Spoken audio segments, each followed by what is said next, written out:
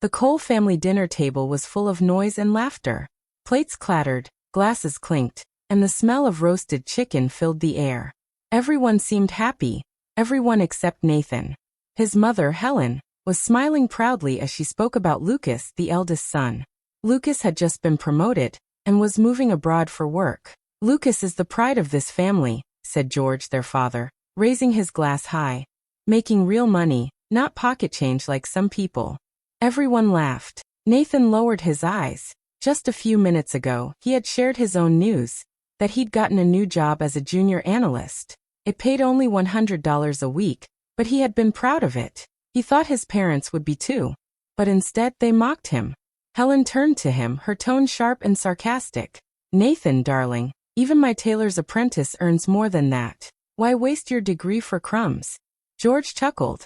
"Maybe if you dressed like a man and not a charity case, they'd pay you better." The words cut deep, but Nathan stayed calm. He quietly wiped his mouth and forced a small smile. "It's not about the salary," he said softly. "I'm learning the system from the inside." Helen rolled her eyes and waved her hand. "Keep learning then," she said coldly. "The rest of us will keep living." The table burst into laughter again. It felt like the sound echoed in Nathan's chest. He could feel the heat rising in his face, but he didn't say another word. Instead, he stood up slowly and pushed back his chair. "Excuse me," he said quietly. "I'm done." He walked out of the room, leaving behind the noise and laughter. In the hallway, everything was quiet. He went to the bathroom and looked at his reflection in the mirror. His eyes were red, his jaw tight. Inside, something was burning, a mix of pain and determination. That night, as he stared at his own face, a voice echoed in his mind. "That night, I realized my parents didn't just doubt me, they enjoyed it." He took a deep breath, gripping the edge of the sink point. "One day," he whispered to himself, his voice shaking but strong, "they'll understand who they laughed at." He turned off the light and walked away, not knowing that this moment, this humiliation, would become the fire that changed everything. Growing up, Nathan was the quiet child, the one who fixed broken chairs, changed light bulbs, and stayed up late helping his mother in the kitchen. He never asked for thanks, and no one gave him any. His older brother, Lucas, was the loud, confident one, the golden child everyone adored. Whenever relatives visited, it was always about Lucas. Lucas got top marks again. Lucas made the school football team. Nathan would sit in the corner, smiling politely, even when his mother compared them. "Nathan," she would say with a sigh, "why can't you be more like your brother?" After hearing those words for years, Nathan learned something important. Silence was safer than trying to impress people who had already made up their minds about him. As he grew older, he focused on his studies. He was good at numbers, at patterns, at seeing things others missed. He studied economics at university and graduated with honors.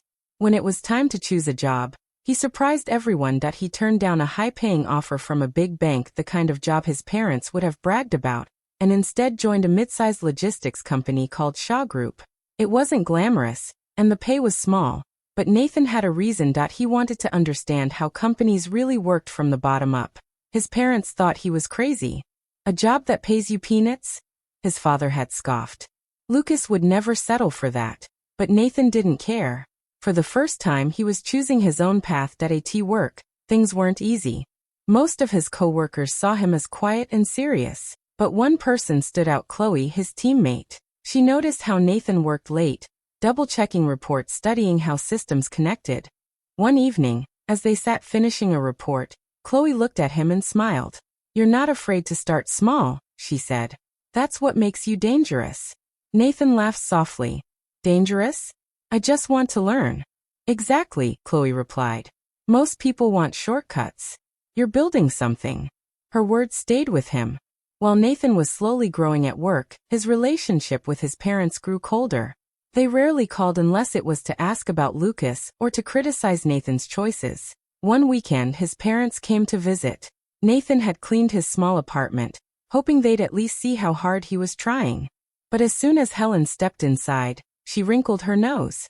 "You live like this?" she said, scanning the small living room. "Nathan, we raised you better." Nathan sighed. "You raised me to chase validation. I'm chasing purpose." His father laughed mockingly. "Purpose doesn't pay the bills, son."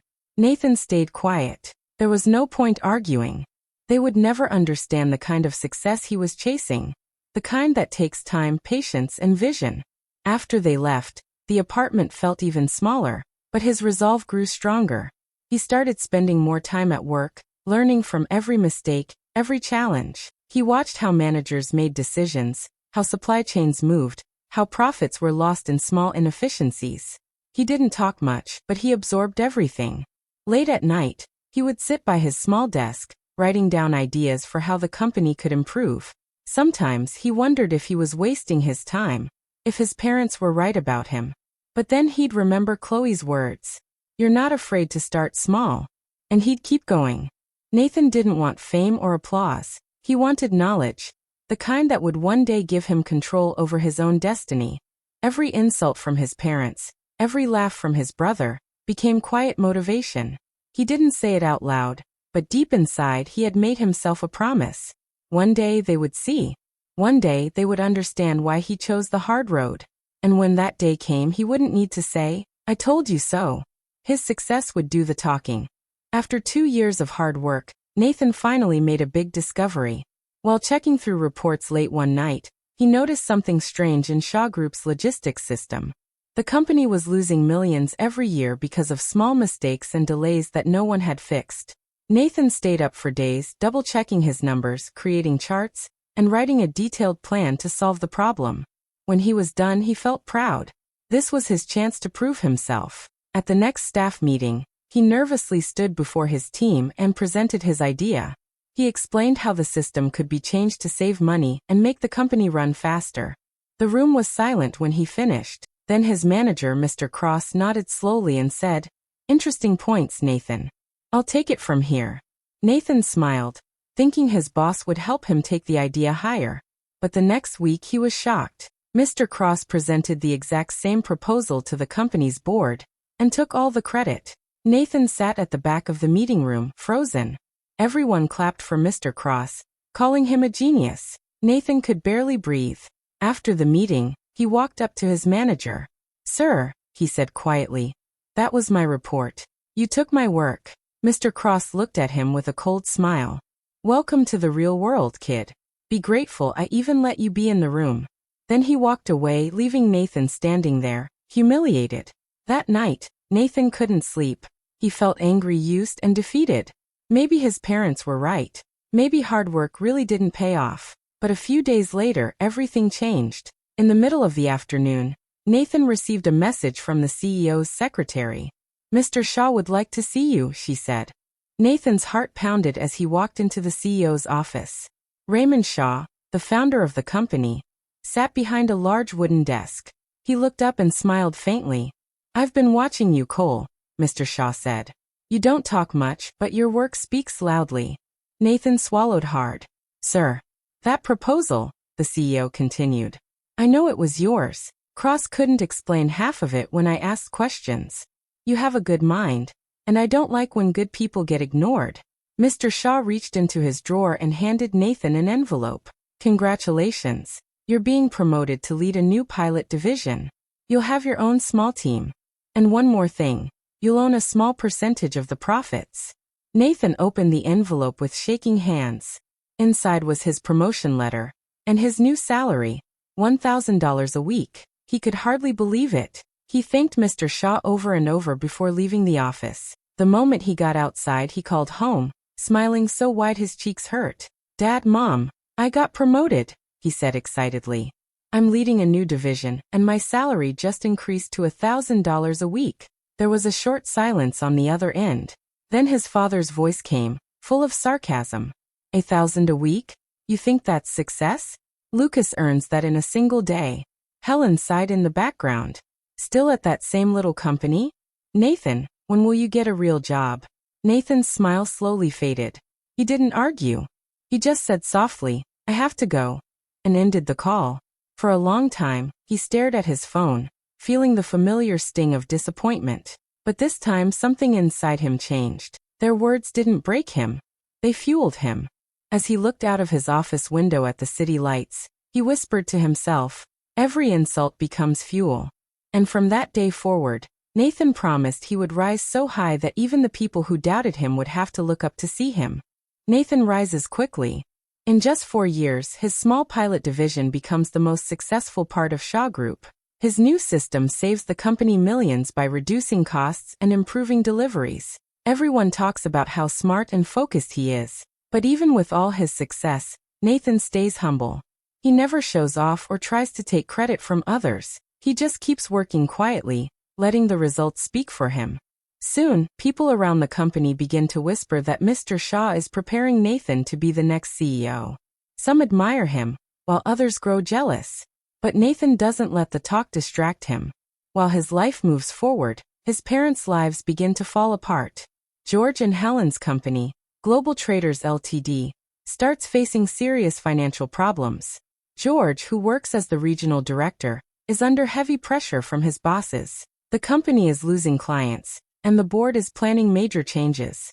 One evening during dinner, Helen and George talk about their sons. As always, Lucas is the center of attention. Lucas just bought another property in London, Helen says proudly. He's really doing well. George nods with a smile. Yes, that's what success looks like. Not like Nathan, still playing office games at that small company. Helen laughs lightly. Maybe one day he'll realize that dreams don't pay bills. George chuckles. He'll come begging one day. You'll see. They both laugh, not knowing how wrong they are. That same week, a big announcement is made in the business world. Shaw Group has officially acquired Global Traders Limited as part of a major merger. When George and Helen hear the news, they're thrilled. George reads the memo aloud and bursts out laughing. Cole? Another lucky fool with our surname. Imagine that. Maybe I'll get along with him. Helen smiles faintly. Yes, what a coincidence. Neither of them has the slightest idea who that Cole really is. A few days later, they receive an invitation to attend the new leadership briefing. The meeting is scheduled at the company headquarters. George dresses sharply, trying to look confident in front of the other directors. Helen decides to join him for moral support. When they arrive, the large conference room is filled with employees. Everyone is whispering about the new head of the division. A few people claim he's young but brilliant. Others say he's from Shaw Group's top team. The room goes silent when the door opens. Nathan walks in, wearing a perfectly tailored navy blue suit. His posture is calm, his steps steady. He looks around the room with quiet confidence, and then his eyes meet his parents'. Helen's jaw drops. George's smile disappears instantly. Nathan moves to the front of the room, adjusts the microphone, and says in a calm, steady voice, "Good morning, everyone. As the new head of Coal Logistics, I look forward to rebuilding this branch with integrity, transparency, and respect." The room erupts in whispers. Everyone looks around in shock. Some recognize him from Shaw Group, but most are seeing him for the first time. Helen grips George's arm tightly. "George," she whispers, that's our Nathan." George doesn't respond. His face is pale. He can't believe what he's seeing. The son he mocked, the one he thought would come begging, is now standing at the front, his new boss. Nathan continues speaking, explaining his plans for the new structure, how departments will change, and what steps will follow to save the company. His tone is professional, not angry or proud. He doesn't look at his parents directly, but they can feel the weight of his presence. When the meeting ends, people stand to applaud him. He shakes hands with the managers, smiles politely, and walks past his parents without a word. Helen and George remain seated, too shocked to move. The whispers around them grow louder. "Wait, he's their son," someone says. "How embarrassing." Helen lowers her head, her eyes filling with tears. George clenches his fists, unable to speak. For the first time, they realize what their laughter and insults had cost them. Their son, the one they called a failure, now owned the very branch that employed them.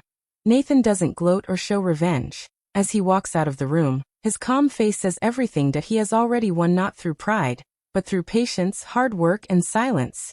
After the meeting, George bursts into Nathan's office, his face red with anger. He slams the door behind him. "What kind of joke is this?" he shouts. "You bought this company? You think you can play games with me?" Nathan doesn't flinch. He sits calmly behind his desk, a quiet power in his eyes. "It's not a joke, Dad," he says softly. "I bought the division you manage. Shaw sold me their stake last quarter. George freezes, his mouth open but no words coming out. He stares at his son as if seeing him for the first time. Just then Helen rushes in, her hands shaking. "Nathan," she says, her voice trembling. "We didn't mean all those things we said before. You know how parents talk. We were just—" Nathan stands up slowly, his expression steady. "You meant every word, Mom," he says. "You just didn't expect me to stop listening." Helen's eyes fill with tears. She lowers her gaze, her body trembling. The room falls silent except for her quiet sobs. "We're your parents," she whispers weakly. "We made mistakes, but we love you." Nathan looks at her, his voice calm but firm. "And I'm the son you laughed at," he says. "The one who worked day and night while you mocked me for earning $100 a week. The one who believed in something when no one else did." Helen covers her face and begins to cry harder. Not because of love, but because of shame. George stands stiffly beside her, his pride crushed. Nathan walks to the window and looks outside for a moment. Then he turns back to them.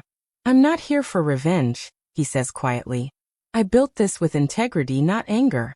I won't fire you, Dad. You'll stay, but you'll report to my regional manager, just like everyone else." George's voice breaks. "You can't do that." "I already have," Nathan says simply. "Respect isn't inherited, it's earned." Helen looks up at him, tears running down her cheeks. "Nathan, please, we were wrong. We just wanted what was best for you." Nathan shakes his head gently. "No, Mom. You wanted what looked best for you. You never saw me for who I was. You saw what I didn't have, not what I was building." For a long moment, no one speaks. The air feels heavy. George slowly sinks into the chair across from Nathan's desk, his eyes dull and lost. Nathan walks around the table and stops in front of them. His voice is calm, almost soft now. "I never wanted to prove you wrong," he says. "I just wanted to prove myself right." Helen sobs quietly. George lowers his head, unable to look his son in the eyes. Nathan walks toward the door and pauses for a moment. "You taught me something important," he says without turning around. "You taught me what it feels like to be underestimated. That's why I worked harder. So, thank you for the pain." He opens the door and walks out slowly, leaving them in silence. Helen and George sit there, broken and speechless. The office that once belonged to powerful men now feels like a place of truth. For the first time, they realize the depth of what they lost. Not money, not status, but their son's trust and respect. Helen whispers through her tears, "He's not the same boy anymore." George nods quietly, his pride gone. "No," he says softly. "He's the man we should have raised." Outside, Nathan walks down the long hallway, his expression calm. He doesn't smile, he doesn't celebrate. He simply breathes deeply, free at last. It wasn't revenge that filled him. It was peace. He had finally turned their mockery into his strength, and now the truth stood clear. The son they once called a failure had become the man they could never be. Months later, the company is running better than ever under Nathan's leadership. His clear vision, fair rules, and modern ideas change everything. Employees who once felt ignored now feel valued. Productivity goes up, and profits rise. Everyone respects him, not because of his title, but because of his kindness and discipline. Nathan's name soon appears in business magazines. Reporters call him a young genius who turned a failing branch into one of the most successful divisions in the country. He smiles when he reads those articles, but doesn't let them go to his head. He still arrives early, helps his team, and treats everyone with respect. With Chloe's help, Nathan starts a new consulting firm under Cole Logistics. Their goal is to help small companies grow and create more jobs. The firm expands across West Africa, becoming known for honesty and innovation. Chloe is always by his side, his trusted partner and closest friend. Together, they visit schools and speak to young people about patience, hard work, and believing in themselves. Nathan tells them, "Start small. Stay consistent. Let your work speak." Meanwhile, George has changed too. The proud, loud man who once mocked his son has grown quieter. He still works in the company but no longer tries to show off. He follows the rules Nathan set and does his job with care. Though his pride keeps him from saying it out loud, he now deeply respects his son. Sometimes he passes by Nathan's office door, wanting to step in and talk, but he stops himself, afraid his voice will shake. Helen, however, can't hold back any longer. One afternoon, she visits Nathan's office alone. She hesitates at the door before knocking softly. Nathan looks up from his desk and smiles politely. "Mom," he says gently. "Kumain." Helen steps inside, her hands trembling slightly. She looks around the spacious, well-lit office. The view of the city below, the awards on the wall, the calm confidence in her son's eyes. Her eyes fill with tears. "You're everything we wanted our sons to be," she says in a shaking voice. "We just didn't see it soon enough." Nathan studies her face for a long moment. He doesn't look angry or proud, just calm, as if he has already made peace with the past. "Maybe love should have come before success," he says softly. Helen looks down, tears rolling down her cheeks. "You're right," she whispers. "We failed you when you needed us most." Nathan stands up, walks around the desk, and hands her a glass of water. "It's all right, Mom," he says quietly. "I learned from it. Pain teaches us things comfort never can." Helen wipes her tears and nods slowly. "You've become a better person than we ever were," she says. Nathan smiles faintly. "I just became the person you thought I couldn't be." She laughs weakly through her tears. "We were blind," she says. "You were never the failure, Nathan." "We were." He doesn't reply, but his gentle smile says everything. For a long moment, they sit together in silence. The air feels lighter now, like an old wound finally healing. As Helen leaves, she looks back one last time at her son, standing tall in the office he built through hard work and patience. Her heart aches with both pride and regret. Outside, Nathan watches the city skyline. He takes a deep breath, feeling grateful, not for wealth, but for growth, peace, and the quiet strength that got him there. He knows now that true success isn't about proving people wrong. It's about becoming who you're meant to be, no matter who doubts you. And in that moment, Nathan finally feels free, not from his past but from the need to be seen. Nathan stands on stage, the lights shining bright and cameras flashing all around him. The announcer's voice echoes through the hall. "Ladies and gentlemen, please welcome our business leader of the year, Mr. Nathan Cole." The crowd rises to their feet, clapping and cheering. Nathan walks slowly to the microphone, holding his award in one hand. For a moment, he looks around the large hall. The same kind of world that once rejected him. Now it's celebrating him. In the front row sit George and Helen. Their eyes glisten with tears, not just pride but deep regret. They remember the nights they called him a failure, the times they turned away. But tonight, they can only watch, silent and humbled. Nathan adjusts the mic, smiles gently, and begins his speech. "People often tell you to prove others wrong," he says, his voice calm and clear. "But sometimes, you just have to prove yourself right, quietly, consistently, until the results speak louder than the mockery." The audience falls silent, hanging on his every word. "I started with nothing but a dream worth $100. I worked, I failed, I tried again. And through every insult, every doubt, I learned that belief is stronger than approval." He pauses, his eyes finding Chloe in the crowd. She smiles proudly, her eyes shining with emotion. Nathan continues softly. "So, to everyone out there starting small, don't wait for people to clap for you. Keep building, keep learning, and let your work do the talking." Applause fills the room. People rise to their feet again, cheering louder this time. Nathan glances once more at his parents. George nods slightly, eyes full of quiet apology. Helen wipes a tear, her heart full of love and regret. As the lights fade and the applause echoes, Nathan's voice returns in a soft voiceover. "They mocked the man with a $100 dream. But dreams don't stay small. They grow in silence, and one day, they own the room." Hi besties. Sparkling Heart, thanks so much for watching till the end. If you loved Nathan's story, don't forget to like, comment, and subscribe for more emotional stories like this. See you in the next one. Waving Hand Sparkles.